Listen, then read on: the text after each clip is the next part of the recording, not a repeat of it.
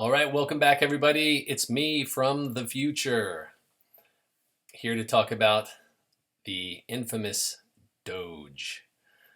Dogecoin.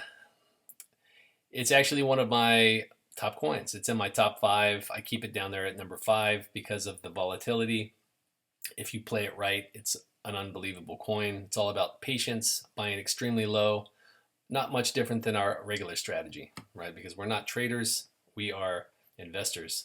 So with Doge, there's a lot of clout behind it with some characters like Elon Musk, and possibly interaction with Twitter in the near future as payment, as a payment for the Twitter platform. So I mean, there's some great things that this could possibly become. It is a fork of Bitcoin. It's one of the OG coins like Litecoin. I mean, there's a lot of things that are great about it, regardless if it's a meme coin. But then again, being a meme coin is actually one of the benefits. So I do keep it here in my top five. Now, I don't own any Doge at the moment because I feel there is going to be a good amount of downward momentum still. Just like the rest of the crypto ecosystem, there's going to be a lot of down from here. You may think we're low, but I think we have a lot more to go. Okay, so let's take a look. What I have is the 1 week chart for Doge, and I'm going to take a look quickly at the moving averages. I have the 50-week moving average. This has been a really popular moving average for this downtrend that we've been having lately because it's literally pushing the price down. It's not letting that price come through that 50-week moving average. Very strong. Okay, and then also we have the 100-week moving average, which is actually a good place for the price to move to. Doge is known for these spikes, right? Always, if you notice, spiking up, spiking up. It's like a reverse wick, wicking high and also wicking low, but definitely a oscillating, pulsing crypto. Okay, so we could find ourselves popping through all the way from where we are right now at 60. It's actually 6 cents, all the way back up to 16 cents. Right, that could happen in a 1 week candle like we have here. That same thing has already happened. So why wouldn't it happen here? So keep that in mind, and that's what I'm saying about even dollar cost averaging here is fine. I have friends and family that are dollar cost averaging a little bit here, a little bit there, so that they can benefit from some of these spikes that happen. But that doesn't mean the price can't go down 50% overnight. So all I'm saying is that the price is going to be a heck of a lot higher than it is right now in 2024 or 2025. So that's what dollar cost averaging is all about. Again, full disclosure, I don't have any Doge right now. I have buy orders that are very low, and I'll show you where those buy orders are. So let's take a look. I'm going to turn the moving averages off because with a crazy chart like this, moving averages really don't do much for you. You really need to rely on trend lines and another collection of tools that I use. But we're going to talk about trend lines today because they are the most useful right now. So this is going to be very messy, so excuse me, but we will talk about what it is, what I've drawn here. Okay, so of course I always have my lower trend lines. I'm a big believer in lower trend lines. Price always finds the lowest trend lines to bounce off of, and that's where I put my buy orders, right? So I wait. I'm a very patient investor. I do not day trade other than little bits here and there just to keep a feel of the market. It's more about buying the lowest of the lows, okay? So let's take a look. I got a bunch of lines here. We'll start with just the upper blue trend line that I've got. There's plenty of wicks going up, testing this line. 1, 2, 3, and then basically all this is stuck under this support line, this trend line. So this is a really good example of an upper trend line. Even though Doge is very erratic, as you could tell, I still found some trend line here on the upper portion. So it's important to keep that in mind because now we're going to look at the lower trend lines. Okay. So what I've got for the lower trend lines is quite a few I'm going to go over to here back to 2020. Okay. And you see where I have these 1, 2, 3 trend lines that I've drawn, a purple, a green, and a yellow whitish color one, right? They're all finding different supports and resistance points, touch points. And these are trends, right? But they originate from back in 2020, okay? See all these touch points down here? Let's zoom in even further, okay? When you zoom in, you really can fine tune. There we go, something like this, okay? Okay. So we had all these great trend lines here, 1, 2, and 3, okay? These touch points, I should say, sorry. But if you follow that trend line out, expand it out, this is a support line, right? Because right now, the price, let me get rid of this. I do this earlier. Because right now, the price is well above this first trend support line, and then the secondary trend line support, and then the final floor support, I call it, right? The purple one. The price is well above that. This is where price ends up falling, right? If most traders are utilizing tools that rely on these trends, these trend lines, they're all going to come up with a similar result, okay? And if most traders are coming up with similar results for buying and selling, then it's kind of like a self-fulfilled prophecy. Everybody's buying and selling upon these same trend lines, right? Okay. So sometimes people don't get that. They think it's more like witchcraft or just guessing. No, we're measuring out where price is going, where it could go, where is the most probable spot that the price could go, and that's where we're placing our bets essentially, right? Okay, so again, we've got the upper trend line for support, the middle, and the lower, okay? Let me do this because I just erased it. I'm putting a star right here where, let's see if we can get this moved. There we go. I'm putting a star right where the price trend has been going. So if you look here, let me zoom out really quick, all the way to the top, the price has obviously been following this blue trend line, staying underneath it, right? This upper blue trend line, okay? And it's continuing all the way down to the bottom of my final floor trend line, right? So, and that's what I've done. I've essentially, these are kind of placeholders for where the price could touch, okay?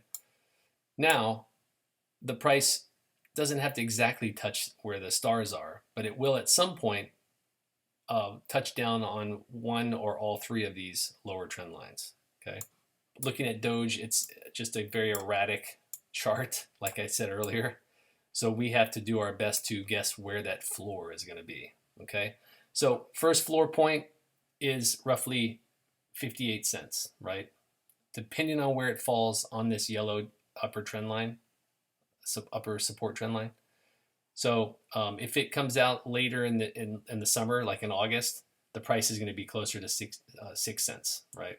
But right now, it's about 5 cents, okay, or 0.056.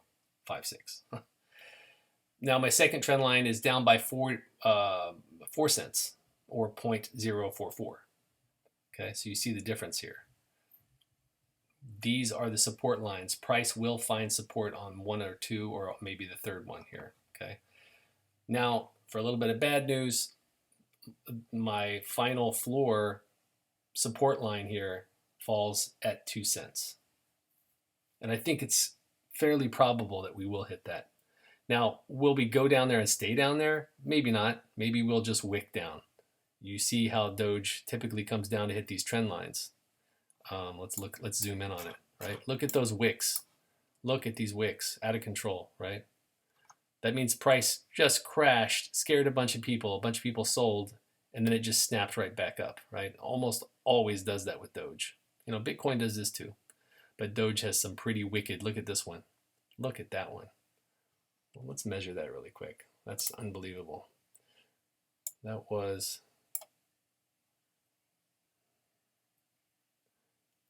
29% of a wick.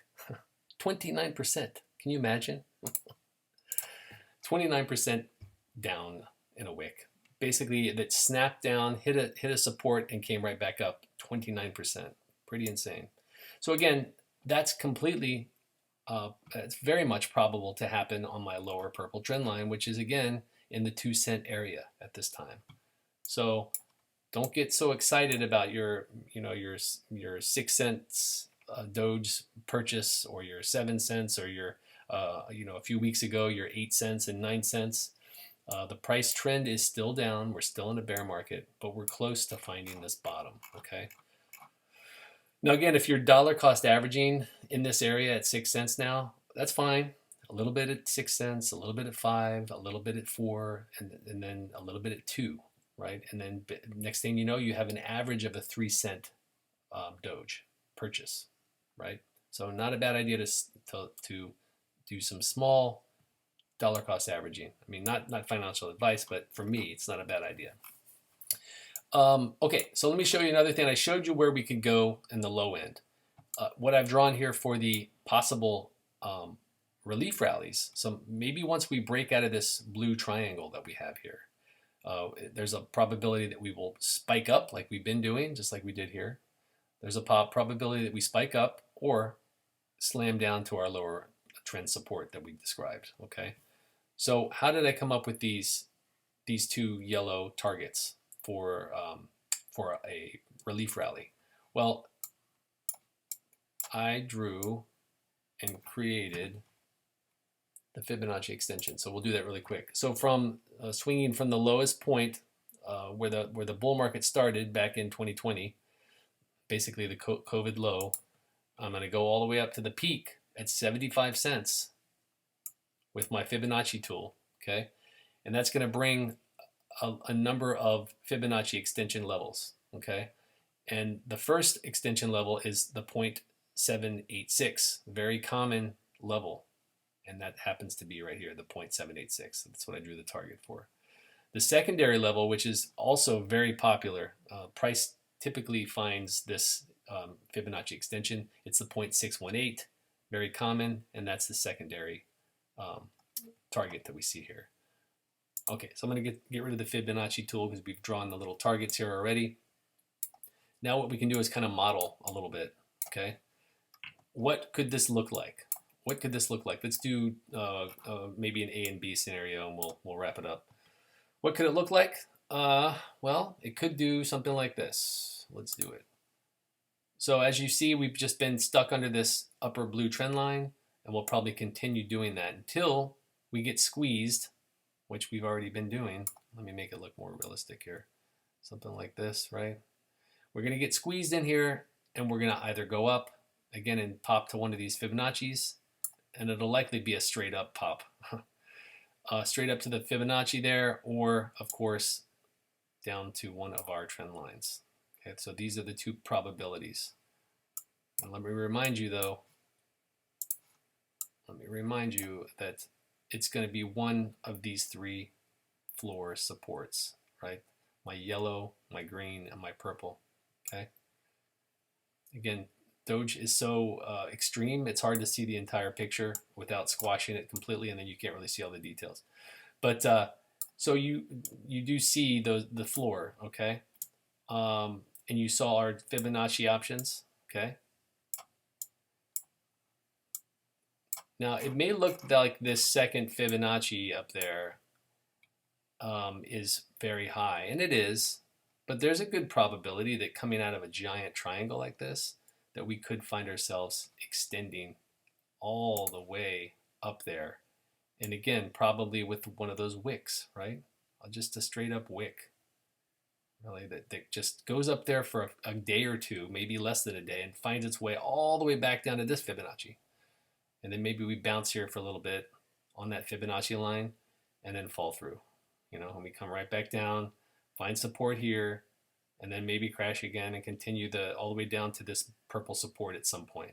Now, the purple support, if I didn't say this already, that could be something like a wick as well, right? It doesn't have to stay down here, although it's a good probability that we could find our way down there and just hang out.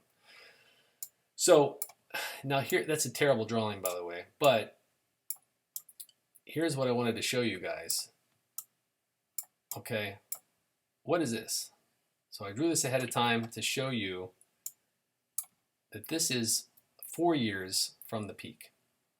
Very similar to Bitcoin. Bitcoin's peak is also in the same vicinity, around whatever it was, April of 2021, something like that. 4 years later is something like March 2025. That's about 2 years from now. And let me measure and I'll show you what I mean. So between all these, the key cryptos, especially the OGs, there's a 4-year cycle. Pretty much everybody follows what Bitcoin does. So this, from the peak of Doge to this March 2025 date, is roughly 1,421 days, which is about 4 years, right? So remember, crypto, 4-year cycle, that is where we would see something end up moving up to another top, right? Because typically it's from top to top, it's roughly 4 years. As creepy as it sounds, Bitcoin's been around for over 12 years now. Doge is close to that as well. I think it's around 10 years perhaps. But that's the 4-year cycle, and that's our 4-year extension. So to finish this off, we could look something like, we get that little hump in the middle, and then we move up rapidly. With Doge, we're going to move up in pumps rapidly. Maybe 2 pumps like this, but not backwards like I just drew it. And then straight up, okay? Right, straight up. It's getting so sloppy because of how, okay?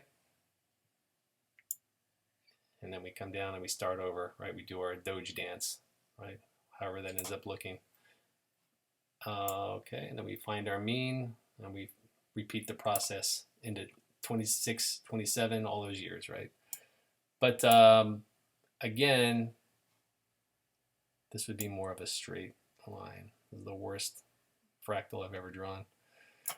But again, 4 years in between, you see how I'm extrapolating this, right?